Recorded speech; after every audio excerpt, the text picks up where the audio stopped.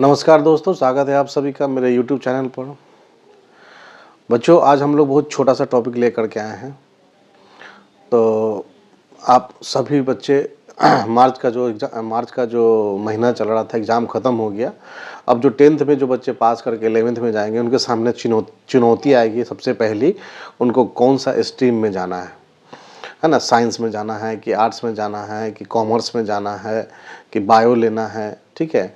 तो ये सब आप लोगों ने तय कर लिया होगा। और तय करने से पहले मेरी राय ये थी कि आप अपने परिवार से पहले पूछना है, उसके बाद आपको अपने एक्सपर्ट के पास जाना है, जो आपको अच्छी तरह जानता हो, आपका पोटेंशियल जानता हो, आपकी क्षमताएं जानता हो। उससे पूछना है कि कौन सा स्ट्रीम मेरे लिए बेहतर होगा, और वही जाकर के चुनना हो, ताकि आगे जाकर के आपको कोई पछतावा ना हो।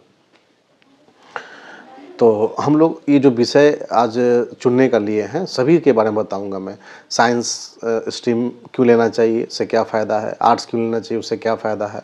कॉमर्स क्यों लेना चाहिए, उससे क्या फ़ायदा है? बायो क्यों लेना चाहिए, उससे क्या फ़ायदा है? वो सब बताऊंगा। सबसे पहले हम लोग ये लेते हैं आर्ट्स। तो आर्ट्स हमें क्यों लेना चाहिए? क्या आर्ट्स से पढ़ना ज़रूरी है? क्या आर्ट्स से पढ़ने से हम आगे कुछ फ्यूचर में बन सकते हैं या नहीं? या फिर बीए बैल कहलाएं, ऐसा भी बहुत सारे लोग बोलते हैं, बीए बैल है, देखो ना बीए बैल है। तो है, अगर सीरियसली अगर आप लोग पढ़ते हैं, बीए भी करते हैं, अगर सीरियसली किसी सब्जेक्ट को बेहतरीन कमांड करके चलते हैं, तो आपको एक बेहतरीन शिक्षक बनने से कोई नहीं रोक सकता है। ये तो तय है। कोई बीए बैल नहीं होता। ज़रूर वो ऐसे लोग होंगे जो सही से अपना एकेडमिक नहीं किए होंगे, अच्छी पढ़ाई नहीं किए होंगे, ऐसे जैसे तैसे चोरी से पास कर गए होंगे, वैसे लोग होंगे। नहीं तो अगर अच्छे से पढ़े लिखे होंगे तो ज़रूर वो कहीं न किसी मुकाम पर होंगे, और अपने परिवार के लिए जो न्यूनतम आय है वो कमा रहे होंगे। ये तो तय है। तो आर्ट्स बहुत लंबा चौड़ा सब्जेक्ट होता है बच्चों।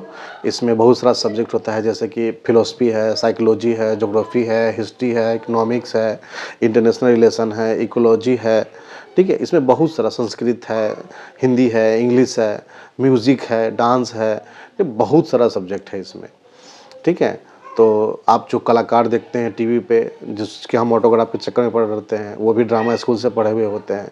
कोई म्यूजिक बनाता है तो म्यूजिशियन जो कोर्स करता है, तब जाके म्यूजिक डायरेक्टर बनता है। तो ये सब आर्ट्स में है। तो हम लोग उतना बियॉन्ड जाते ही नहीं है। हम लोग में से कोई सोचता ही नहीं कोई राइटर बने, कोई सोचता ही नहीं है कि म्यूजिक डायरेक्टर बने, कोई सोचता ही नहीं है कि समीर जैसा कोई गाना लिखे, कोई सोचते ही नहीं है कि हम कोई मतलब ड्रामिस्टिस्ट बने, डायरेक्टर बने। हम लोग बहुत छोटे-छोटे सपने देखते हैं, और छोटे-छोटे सपनों में आता है डॉक्टरी हो गया, इंजीनियरिंग हो गया, उसके बाद कोई सीए बन गए, कोई कॉर्पोरेट में काम करने लगे। छोटी-छोटी चीज़ें देखते हैं, सपने देखते हैं, छोटे-छोटे सपने देखते हैं। तो कहने का मतलब बड़ा सोचते नहीं और बड़ा होता भी नहीं हमारी ज़िंदगी में, ठीक है ना? तो बड़ा अच्छा कोट है गौतम बुद्ध का, you become what you think, है ना? जो आप सोचेंगे आप वो हो जाएंगे। तो हम लोग को बड़ा सोचना है, और बड़े फील्ड को परस्यू करने के लिए लंबा मेहनत करना होगा, तब वहाँ तक हम लोग पहुँचेंगे।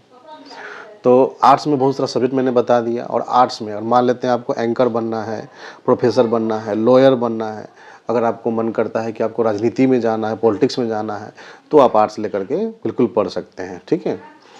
और एग्जाम्पल के तौर पे बताता हूँ कि अगर आप मान लेते हैं आप साइकोलॉजी लेकर के पढ़ते हैं, तो आगे जाकर के साइकेट्रिस्ट बन सकते हैं। सोशोलॉजी से लेकर के पढ़ते हैं तो आगे जाकर के सोशल एक्टिविस्ट बन सकते हैं, ठीक है? अगर आप इकोनॉमिक्स पढ़ते हैं तो इकोनॉमिक्स से पढ़ के रिजर्व बैंक तक पहुँच सकते हैं, उसके डायरेक्टर तक बन सकते हैं, आईएमएफ में भी जा सकते हैं, विदेशों में जाकर नौकरी भी कर सकते हैं। बहुत सारे इकोनॉमिस्ट है ना? बहुत सारे इकोनॉमिस्ट हुए हैं हमारे देश में, अमर्त्य सेन जैसे, जिसको नोबेल प्राइज़ मिला।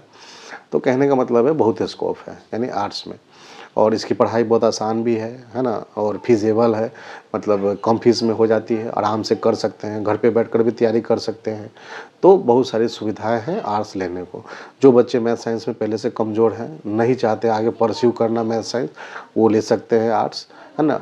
देखिए, आर्ट्स लेकर के आप वकील भी अच्छा बन सकते हैं। वकील जो प्रैक्टिशनर होते हैं, जो अदालत में होते हैं सरकारी, ठीक है? उनका पेमेंट भी कम नहीं होता है, बहुत अच्छा जॉब होता है, ठीक है ना? वो क्लैट का एग्ज़ाम दे करके या फिर डायरेक्ट लॉ पढ़ करके आप कोर्ट में बन सकते हैं, वकील बन सकते हैं।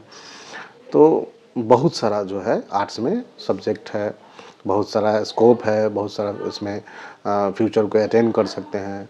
और सबसे बड़ी बात, बहुत सारे आईएएस आईपीएस जो हैं वो बनना अगर आपको है, पीसीएस का एग्ज़ाम देना है, तो भी आर्ट्स लेकर के आप आईएएस आईपीएस का एग्ज़ाम दे सकते हैं, उस बन सकते हैं। ठीक है, अब आप टॉप 10 लीडर को ले लीजिए, टॉप 10 एक्टर्स को ले लीजिए, टॉप 10 किसी भी फील्ड में टॉप 10 जो बड़े बड़े लोग हैं उनको ले लीजिए, सबका कहीं ना कहीं लिंक जरूर होगा आर्ट्स के विषयों से। ठीक है, तो इसलिए आर्ट्स जो है वो महत्वपूर्ण है।